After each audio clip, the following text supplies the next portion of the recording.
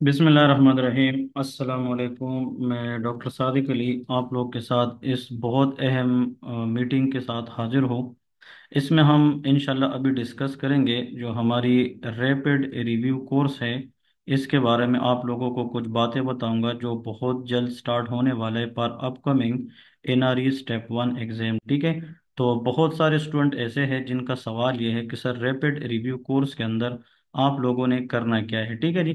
देखिए rapid review course क्या है ये, मतलब आप ऐसा समझ जाए कि that will B tips and tricks for passing the exam. ये हमारा मोटिव होना चाहिए कि हमें हार्ड वर्क की बजाय इसके अंदर स्मार्ट वर्क करना है। ठीक है। और आप लोगों को ये सिखाना है कि वो कौन सी हाई यील्ड एरिया है कि जिससे आप लोग एग्जाम पास कर सकते हैं। मिसाल के तौर पे अगर एक स्टूडेंट है और उसको मैं बताता हूँ कि आप 100 टॉपिक करें या आप 120 टॉपिक करें, लेकिन उस टॉपिक में से 10 सवालात भी ना आए तो उसका कोई फायदा नहीं है। But at the same time अगर हम किसी स्टूडेंट को बताएं कि आप 20 टॉपिक करें और उन 20 टॉपिक में से 10-15 क्वेश्चन आ जाए तो मतलब 100 वाले से बेहतर ये है कि 20 वाला टॉपिक जो है वो बेहतरीन है। ठीक है जी। तो मिसाल के तौर पे आप लोगों को अब मैं मिसाल दे रहा हूँ कि एक्चुअली आप लोगों ने क्या करना है। जब आप लोग सिस्टम में आ गए और आप लोगों को समझ आ गई कि इंशाल्लाह हमने पढ़ना है, तो आप लोगों ने अज़म क्या है, आप लोगों ने मेहनत करनी है और हमने मुश्किल चीज़ों को आसान बनाना है। तो जब हमारा काम मुश्किल चीज़ों को आसान बनाना है और आप लोगों की तरफ से मेहनत होगी, कंसिस्टेंसी होगी और आप लोग इस अज़म के साथ आएंगे कि हमने एग्ज़ाम पास करना है, तो फिर अल्लाह पाक भी इस चीज़ के अंदर बरकत डालेगा और इंशाल्लाह सबका एग्ज़ाम पास हो जाएगा। ठीक है जी।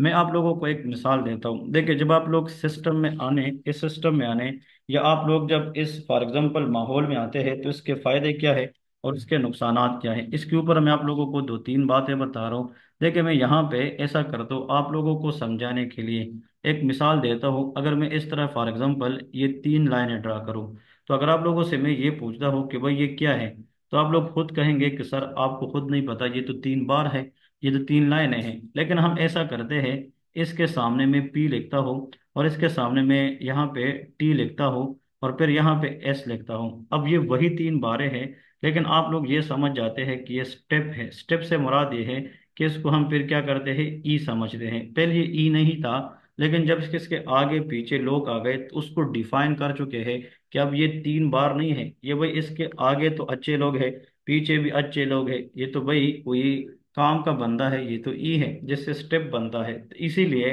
जब आप लोग जितना भी मिसाल के तौर पे आप काबिल हैं, लेकिन जब तक आप सिस्टम में नहीं आते, जब तक आप एक प्रॉपर तरीके के साथ जो है वो एक सिस्टम के तहत नहीं पढ़ते, तो उस चीज़ का कोई फायदा नहीं होता। ठीक है जी। लेकिन चले आते हैं हम, इसलिए ये दो तीन बातें की है कि rapid review course it will help you to pass exam very very easily. ठीक है जी। नंबर वन, सबसे पहले इसके बेनिफिट क्या है। नंबर वन बेनिफिट ये है कि आप लोगों को तो सबसे पहले ये चीज़ है कि कॉन्साइज जो है ना टॉपिक्स, आप लोगों को ये पता चलेगा कि कौन सी टॉपिक करनी है कौन सी नहीं करनी, वो मैं एक्सप्लेन करूंगा। ठीक है जी। नंबर टू, आप लोगों को इससे ये फायदा होगा कि हाई यील्ड पॉइंट्स, इसका मतलब ये है कि इस टॉपिक से आप लोग हाई यील्ड जो पॉइंट्स है वो सीखेंगे और यही हाई पॉइंट्स होते हैं जो आप लोगों ने एग्जाम के अंदर परफॉर्म करना है। तीसरी फायदा ये है कि actually number three very important, actually to know MCQ pattern. आप लोगों को ये भी समझ आ जाएगा कि भाई जो एमसीक्यूज है एग्जाम के अंदर वो किस तरह होते हैं और एमसीक्यूज हल कैसे करते हैं, क्योंकि आप लोगों को सिर्फ एमसीक्यूज नहीं मिलेंगे बट उन एमसीक्यूज को हम एक्सप्लेन भी करेंगे। तो आप लोग खुद याद रखें कि जो बंदा आपको एमसीक्यूज भी देगा और वही एमसीक्यूज आपको नेक्स्ट डे पे एक्सप्लेन भी करेगा, तो मतलब उसके बहुत ज़्यादा फायदे होंगे। ठीक है जी। और यहाँ पे मिसाल के तौर पे सबसे इम्पोर्टेंट चीज़ टू शेप द स्टडी, मतलब अपनी स्टडी को प्रॉपर शेप देना। For example that will help you to pass exam very easily. आप लोग अपनी स्टडी को शेप देंगे कि जिसने जितना भी पढ़ा है, अब उनको ये नहीं पता चलता कि मैंने कहाँ से रिवीजन स्टार्ट करनी है, कहाँ से कौन सी चीज़ पढ़नी है। This rapid review course will help you how to reshape the study before exam. तो एक तो कम टाइम में ज़्यादा कंटेंट सिखाना, कंसाइज टॉपिक के ऊपर हाई यील्ड पॉइंट के ऊपर फोकस करना, to know the MCQ pattern and to reshape the study. These all are the benefit of what review course, और आप लोगों ने इस 40 दिनों को या 45 दिनों को जो कीमती बनाना है। अगर एक बंदा है वो 5 महीने 6 महीने पूरा पढ़े बट वो एंड पे जाके रिवाइज ना करे तो उसके पढ़ने का कोई फायदा नहीं। बट जो स्टूडेंट आखिर में जाके 40 दिन पढ़े बट अच्छा पढ़े, यकीन करें इंशाल्लाह वही दिन होते हैं। ये जो 40 to 45 डेज का साइकिल है, ये डिफाइनिंग साइकिल होता है जिससे आप लोग अच्छा परफॉर्म करके अपने एग्जाम को पास कर सकते हैं। ठीक है जी। अब इसमें हमारा जो फोकस है वो हमारा पास कैसे होगा? नंबर वन, इंशाल्लाह जब हम स्टार्ट करेंगे, for example soon it is going to start, तो मतलब ये है कि जब हम इसको स्टार्ट करेंगे तो नंबर वन इसमें क्या होगा, आप लोगों को ये पता चलेगा कि इसमें हम स्टार्ट करेंगे और इसके अंदर जो सब्जेक्ट्स हम कवर करेंगे, हम मेनली फोकस करेंगे सर्जरी के ऊपर, और इसके जो हाई यील्ड टॉपिक्स है उनके ऊपर हम फोकस करेंगे। मिसाल के ऊपर किसी भी सर्जिकल कंडीशन की हम पैथोजेनेसिस सीखेंगे, फिर इसके साथ बेस्ट इनिशियल इन्वेस्टिगेशन सीखेंगे, फिर आखिर में डायग्नोस्टिक इन्वेस्टिगेशन, कुछ कंफर्मेटरी टेस्ट होते हैं वो हम सीखेंगे, और आखिर में जो ट्रीटमेंट ऑफ चॉइस है कि कोई पर्टिकुलर डिजीज की हम इनिशियली मेडिकल ट्रीटमेंट करेंगे या हम क्या करेंगे, ट्रीटमेंट ऑफ चॉइस।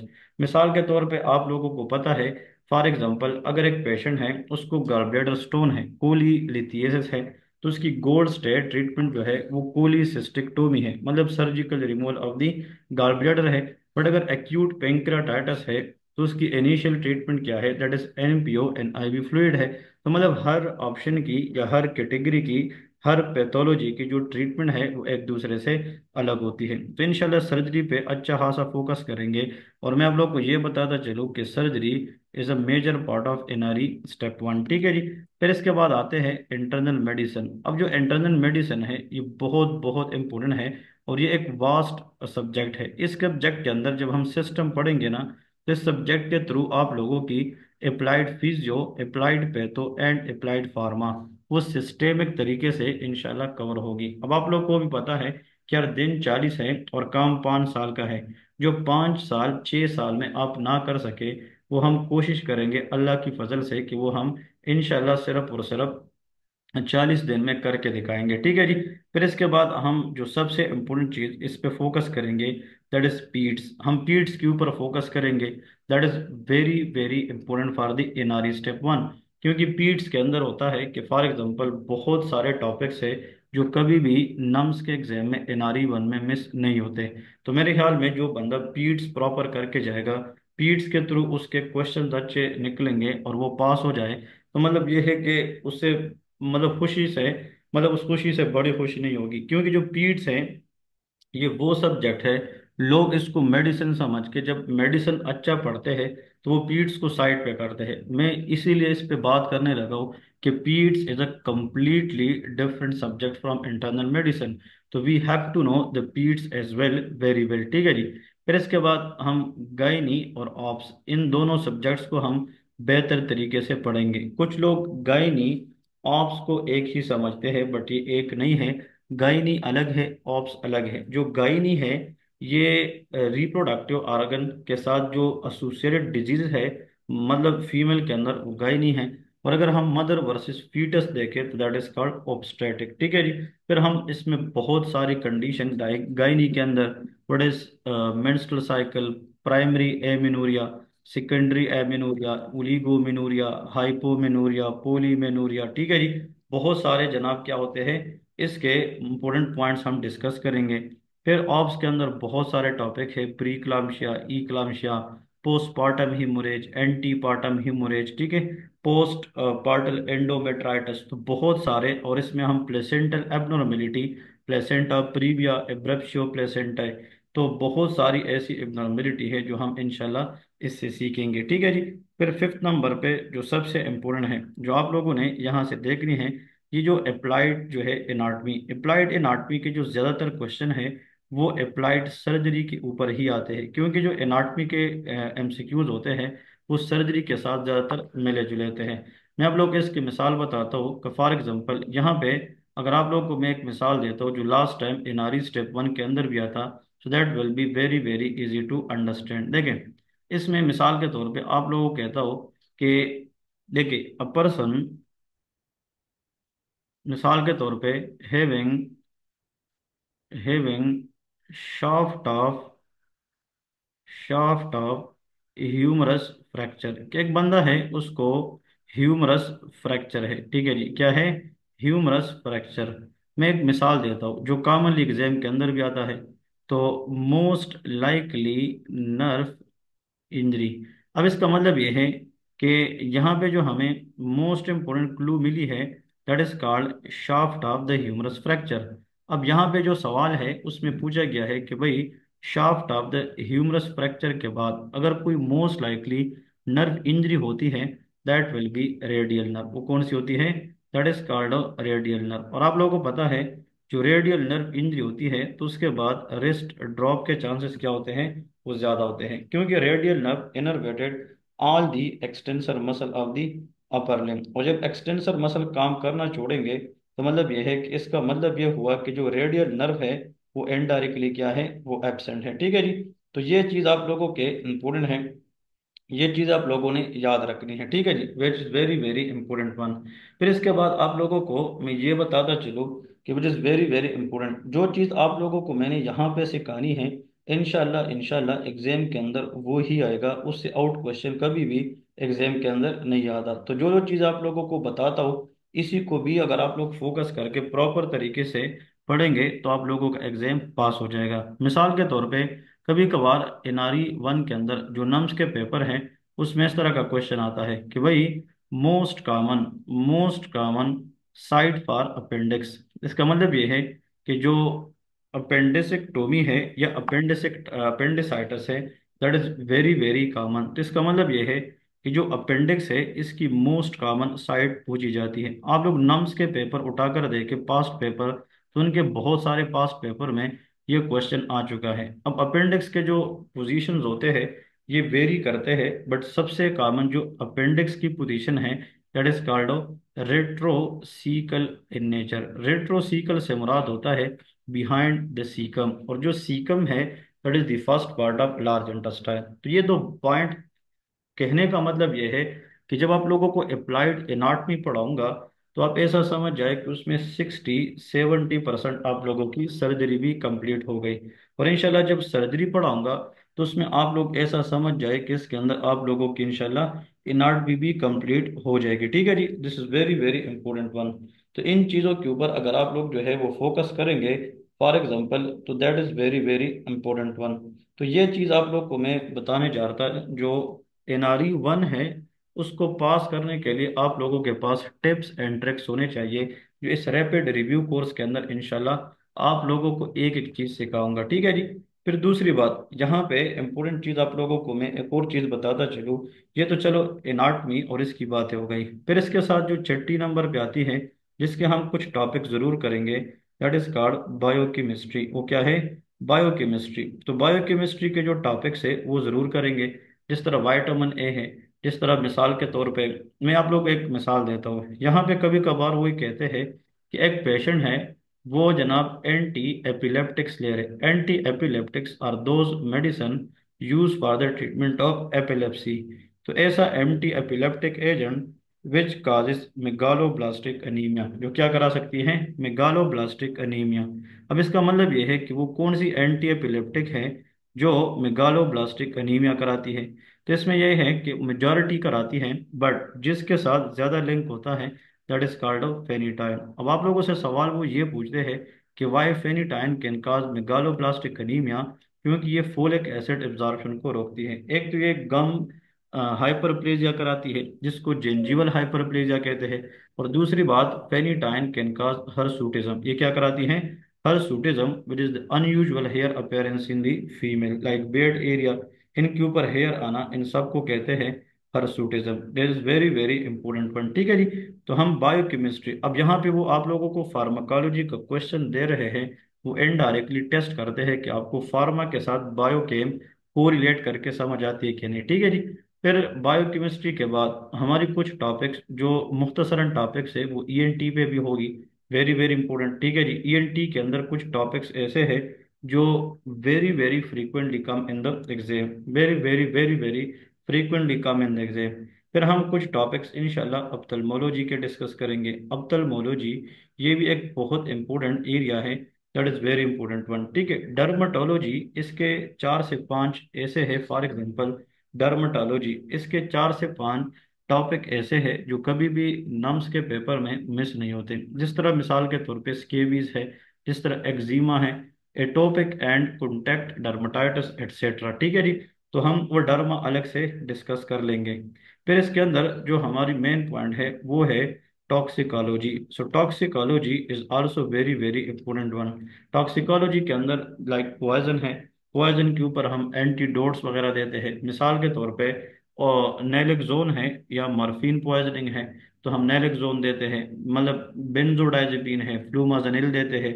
फिर हर एक पॉइजन की हम निशानदेही करेंगे, हर एक पॉइजन को डिटेक्ट करने के अपने पॉइंट से जो हम इंशाल्लाह सीखेंगे। So that is what all about the most important thing that we have to go for it. ठीक है, अगर आप लोग इस तरीके से, और आखिर में last but not the least, इसमें हम माइक्रो प्लस इम्यूनो के जो टॉपिक है वो भी ऐड करेंगे। तो हमारा 40 डेज का जो सेशन है ये मेहनत वाला है। ये कोई ऐसा गप नहीं है कि गपशप है कि भाई 40 दिन में सर, मैं जो भी काम करता हूँ दिल से करता हूँ। और जहाँ पे दिल से काम करता हूँ और जहाँ पे मुझे समझ आती है कि भाई एक काम करने में कितना इंसान को मजा आना चाहिए, और एक काम करते वक्त जो सेटिस्फेक्शन होती है, वो मेरे लिए सब कुछ होता है। तो मेरे ख्याल में अगर आप लोग इन बातों के ऊपर प्रॉपर तरीके से इंशाल्लाह अमल करेंगे, आप लोग देखें कि आप लोग कैसे नहीं पास होते। बट जो बंदा पहले दिन से लेके आखिरी दिन तक वो हमारे साथ रहेगा वो पास है। और ये लेक्चर क्या होंगे, डेली बेस पे लेक्चर का ड्यूरेशन 2 आवर से 3 आवर, इवन 3.5 4 आवर भी हो सकता है। जब 40 दिन है तो इसमें अपने आप को फोकस करे, दुनिया को छोड़े, किस में मेरी मेहनत करनी है, और मेहनत करके इंशाल्लाह पास होना है। ठीक है जी। और ये लेक्चर्स आप लोगों को कल शाम तक हर एक को user name password with link में इंडिविजुअली भेजूंगा। और आप लोगों को एक वॉइस मैसेज बताऊंगा कि डेली बेस पे जब लेक्चर अपलोड होता जाएगा आप लोगों की लिंक पे, तो आप लोग उन लेक्चर्स को पर्टिकुलर टाइम में देख सकेंगे। लेकिन पर्टिकुलर टाइम से मुराद ये है, आपको चाहे सुबह का वक्त मिले, शाम का वक्त मिले, रात का वक्त मिले, किसी भी time when you people feel free, आप लोग जो है अपना वो लेक्चर देख सकते हैं। ठीक है जी, that is very very important one. अगर आप लोग जो है मिसाल के तौर पे आज फ्री नहीं है और वो लेक्चर नहीं देख पाए, तो वो आप कल देख सकते हैं, परसों देख सकते हैं। ठीक है। और आप लोग जब हमारे साथ एक हफ्ता भी जाएंगे ना, एक हफ्ता, आप लोग कहेंगे कि सर आपसे तो हमने गलती की है कि 1 साल से पढ़ते तो आज ये चीज़ देखने को ना मिलती। But don't worry, it never never late. इंशाल्लाह जो ट्रस्ट करके आया है, जो मेहनत करके जाएगा, वो इंशाल्लाह at the end of the day pass भी होगा। और जो एमसीक्यू सेशन है, जो लोग मुझे सुन रहे और वो हमारे एमसीक्यूज में ऑलरेडी एड है, उनका वो एमसीक्यूज चलेंगे जो उनको पहले से लिस्ट दे चुका हो। और जो न्यू स्टूडेंट है उनका एमसीक्यूज कब से होगा, वो मैं अभी रैपिड रिव्यू ग्रुप में डालूंगा उसका पूरा लिस्ट, और उस डेट के मुताबिक आप लोगों को एमसीक्यूज आएंगे। मिसाल के तौर पे 4 तारीख को आप लोगों का एमसीक्यूज है अप्लाइड फार्मा और माइक्रो, मिसाल के तौर पे। तो वो एमसीक्यूज भले आप लोगों को आते हो या नहीं आते, डोंट वरी, आप लोगों को वही एमसीक्यूज नेक्स्ट डे हम लेक्चर की शक्ल में एक्सप्लेन भी करेंगे। इतना इतनी फीस में जो आप लोगों ने दी है वो आप लोगों को खुद भी पता है, कोई नहीं करता। बट ये हम इसलिए करते हैं कि आप लोगों और हमारे लोगों का एक रिलेशन बढ़े। अगर हमारे हाथों आप लोगों की एग्जाम पास हो जाए तो अल्लाह पाक करे कि सारे सारे पास हो जाए। तो आप लोग अपने दोस्तों को, अपनी फ्रेंड्स को रिकमेंड करें, if they want to pass NRE step 1 with ease, rapid review course is a magic and game changer course. तो इंशाल्लाह it will help you a lot to pass them in exam. Thank you so much, अल्लाह हाफिज। इसके बाद अगर आप लोगों ने मुझसे कोई क्वेश्चंस वगैरह करने हैं तो प्लीज आप लोग क्वेश्चन कर सकते हैं, तो मैं इसका आंसर दे दूंगा। शाबाश, आखिरी 5 मिनट है तो क्वेश्चन लेता हूँ। एनीवन?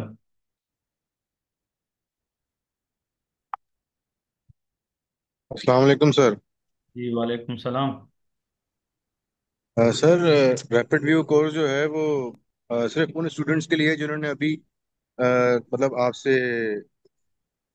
आपको फीस पे की है रैपिड व्यू कोर्स की, या हम पुराने हैं हम भी ले सकते हैं? देखिए, जो पुराने स्टूडेंट हैं, जिस तरह आप लोगों ने कोर्सेज ली है, बट आपने वो कोर्सेज पढ़ी है या पढ़ रहे, लेकिन आपको अब ये फील हुआ कि टाइम कम है, और भाई हमें अपनी कोर्स को रीशेप करना चाहते हैं, that is a complete new course. आप लोग भी इसमें आ सकते हैं, और इसमें वो स्टूडेंट जो 80+ जो है उन लोगों ने पे किया है उनको ये कोर्स जाती रहेगी। That is a completely different one, ठीक है। Next anyone? सर ये जूम पे भी क्लास हुआ करेगी या जस्ट नहीं, आप रिकॉर्डेड लेक्चर सेंड किया करेंगे? नहीं, दैट्स ऑफ डेली बेस पे। मैं जब लेक्चर लेता रहूंगा, मैं कोशिश करूंगा कल हमारी टीम बैठेगी, अगर हमारी एप अच्छी है और वो बैठ कर सकती है तो हम क्या करेंगे। बहुत सारे स्टूडेंट कहते हैं कि सर क्या पता हम उस टाइम पे फ्री हो या ना हो, कभी आप लोगों की तरफ लाइट होती है कभी नहीं, कभी वहां पे नेट ठीक होता है कि नहीं। तो हम चाहते हैं कि हम लेक्चर लिया करें डेली, और फिर उसी टाइम आप लोगों के लिंक पे अपलोड किया करें। तो जब जब आप लोग फ्री होंगे तो आप उन लेक्चर को गो थ्रू कर सकेंगे, ठीक है जी। तो ये आप लोगों को हम अपनी वेबसाइट पे देंगे, आप लोगों का यूजर नेम पासवर्ड बनेगी, और इसी के ऊपर आपको रिकॉर्डेड वीडियो लेक्चर बेस मतलब वीडियो लेक्चर्स मिलेगी, ठीक है। नेक्स्ट। अस्सलाम वालेकुम सर। जी वालेकुम सलाम। सर कैसे हो, ठीक हो? शुक्र अल्लाह पाक का। जी बताए डॉक्टर साहब। सर, मैं ये क्वेश्चन करना चाहता हूँ कि ये जी जब आप रिकॉर्डिंग में वो करेंगे ना, रिकॉर्डेड, तो रिकॉर्डेड इसलिए ठीक होगा क्योंकि इधर तो नेटवर्क का इशू होता है ना केपी में, जी तो आपको भी जी पता जी। है आजकल के हालात में। तो काइंडली सर अगर ये रिकॉर्डेड हो जाए तो हमारे लिए अच्छा होगा फिर सर। मैं ये फरमा रहा हूँ कि डेली बेस पे जो लेक्चर मैं लेता रहूंगा, और जैसे मैं लेक्चर अपलोड करता रहूंगा तो मैं ग्रुप में मैसेज करूंगा कि डॉक्टर साहिबानों आप लोग अपने अपने लिंक पे जाके लेक्चर देख सकते हैं, फिर वो लेक्चर आप लोग के पास पड़ा रहेगा। और जैसा कि आज ओके लेक्चर ले सर, लिया, थैंक यू। जैसा कि आज लेक्चर ले लिया और फिर कल भी लिया, तो फिर कल वाला भी होगा और आज वाला भी। इस तरह जैसे जैसे हम आगे जाएंगे पुराने लेक्चर आप लोगों से डिलीट नहीं होंगे, वो एग्जाम के दिन तक आप लोगों के पास पड़े रहेंगे। अगर आप लोगों को रिवाइज भी करना हुआ तो आप लोग बार बार रिवाइज भी कर सकेंगे। बिल्कुल सर, ये जबरदस्त है। नेक्स्ट। Thank you. अस्सलाम वालेकुम सर। जी वालेकुम सलाम। सर ये क्लासेस जो होंगी, जो रैपिड रिव्यू कोर्स है, वो सर वो वाइट बोर्ड पे होंगी या बुक बेस पे होंगी? जिस तरह वो हेमाटोलॉजी की क्लासेस भी ले रही थी, ओके। देखिए, तो ये जिस ये तरह काइंडली अभी थोड़ा अभी आप इस मीटिंग में थे ना, जो अभी मैंने मीटिंग ली है। जी जी सर। हाँ, तो इस मीटिंग में जो मैंने क्वेश्चन लिखे हैं ये ऐसा है कि जिस तरह व्हाइट बोर्ड पे लिखते, एक तो होते हैं ना किताब पढ़ना, जैसा कि फर्स्ट एड है, CK2 है, जो लिखी हुई चीज है ना उसको पढ़ना, ठीक है। और एक होता है जिस तरह जी जी। लिखना, ये व्हाइट बोर्ड की तरह, जिस तरह अभी ये कुछ एग्जांपल मैंने लिख के खुद आप लोगों को दिए है, ये इसी तरह होगा, एक एक चीज मैं खुद लिखूंगा और इंशाल्लाह एक्सप्लेन करूंगा, ठीक है। Thank you sir. जी नेक्स्ट। Sir love you. जी नेक्स्ट। बस anyone want to ask any question please feel free, ask question जो जो जहन में है। मैं अपना 110% करूंगा कि आप लोग सारे पास होंगे तो मेरे लिए खुशी की बात है, और इंशाल्लाह आप लोग होंगे भी पास, अगर आप मेहनत करेंगे यू पीपल विल बी पास। चलिए guys, thank you so much. आप लोगों के साथ इन टच रहूंगा, और आप लोग इसी मीटिंग से अगर मुतमईन है कि सर ने अच्छा गाइड किया तो अपने अपने रिव्यूज ग्रुप में दे दे। Thank you so much. अल्लाह हाफिज।